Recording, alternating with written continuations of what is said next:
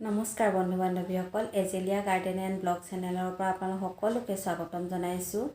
আজি মই আপোনালোকলৈ আকৌ এটা নতুন ভিডিঅ' লৈ আহিছোঁ ইনডোৰ প্লাণ্টৰ ওপৰতে। যিহেতু সকলোৱে ইনডোৰ প্লাণ্টবোৰ ভাল পায়, ময়ো খুব ভাল পাওঁ ঘৰৰ ভিতৰত বিভিন্ন ফুলবিলাক ৰাখি। বাস্তু শাস্ত্ৰৰ মতেও কিছুমান ফুল ঘৰৰ ভিতৰত ৰাখিব লাগে। এই ফুলবিলাক ৰাখিলে আমাৰ মনলৈ সজীৱতা আনে, পজিটিভিটি আনে। সেইবাবে মই ফুলবিলাক ঘৰৰ ভিতৰত ৰাখোঁ, খুব ভাল লাগে। মই এই ইনডোৰ প্লাণ্টবিলাকত কি সাৰ প্ৰয়োগ কৰোঁ তাকে আপোনালোকৰ লগত অকণমান শ্বেয়াৰ কৰোঁ বুলি ভাবিছোঁ। আহকচোন তেতিয়াহ'লে ভিডিঅ'টো চাই। এইপিনে মই কলহত বিভিন্ন ফুল সজাই ৰাখিছোঁ। আপোনালোকে ফুল ফুলা ফুলো ৰাখিব পাৰে। মই ইয়াত কলিয়াছ, ক্ৰটন আৰু এটা ডাল ড্ৰেচিনাৰ ৰাখিছোঁ। খুব ভাল লাগে এনেকৈ পানীত জীয়াই ৰাখিলে ফুলবিলাক। আপোনালোকে বিভিন্ন ধৰণৰ ফুল সজাই ৰাখিব পাৰে। এইখিনিত একো যতন কৰিবলগীয়া নহয়। মাজে মাজে আপোনালোকে পানীৰে স্প্ৰে কৰি থাকিব এই ফুলখিনিত। আৰু লগতে মই এজোপা ইনডোৰ প্লেণ্ট লগাইছোঁ। এইজোপা ফিলাডেণ্ড্ৰন হয়, খুব ধুনীয়া। ইয়াৰ পাতবিলাক পাতৰ কালাৰৰ বাবেই এই ফিলাডেণ্ড্ৰনজোপা লগোৱা হয়। আচলতে এইজোপাকনো মই কেনেকৈ কেয়াৰ কৰোঁ তাকে আপোনালোকৰ লগত শ্বেয়াৰ কৰিবলৈ লৈছোঁ। এইবিলাক ইনডোৰ প্লেণ্ট আপোনালোকে লগাবলৈ শুকান বালি মাটি, কেঁচুসাৰ বা কম্প'ষ্ট আৰু গোবৰ দিব পাৰে। খুব সহজতে এই ইনডোৰ প্লাণ্টবিলাক হৈ যায়। ভিতৰত ৰাখি থ'লে আপোনালোকে মাজে সময়ে পাতবোৰ ধুই চাফা কৰি দিব, পানীৰে স্প্ৰে কৰি দিব, তেতিয়া পাতবিলাক ধুনীয়া চাফা হৈ থাকিব। মই লগতে অলপমান কোকোপিট কেঁচুসাৰো দিছোঁ। সপ্তাহত এবাৰকৈ আপোনালোকে কেঁচুসাৰ বা যিকোনো সাৰ প্ৰয়োগ কৰিব পাৰে এই ফুলবিলাকত। খুব ধুনীয়া লাগিব।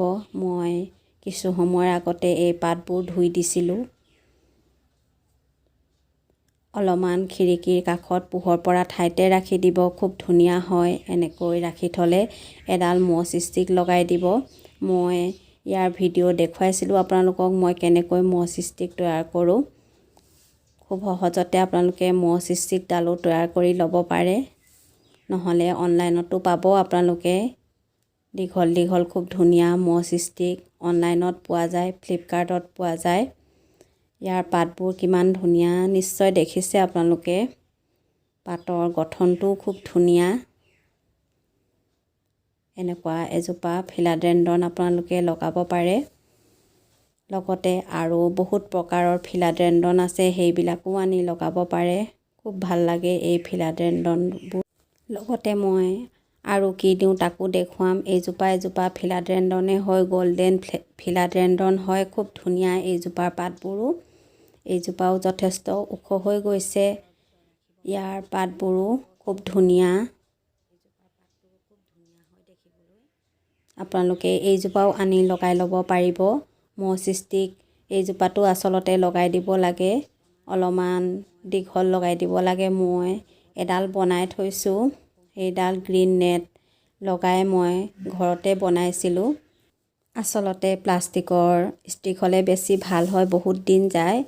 বাঁহৰ ষ্টিক দিলে মানে এবছৰ মানেহে যায়, বহুত বেছি দিন নাযায়। সেইবাবে আপোনালোকে পাৰিলে প্লাষ্টিকৰ ষ্টিক ব্যৱহাৰ কৰি দিব, তেতিয়া বেছি ভাল হ'ব।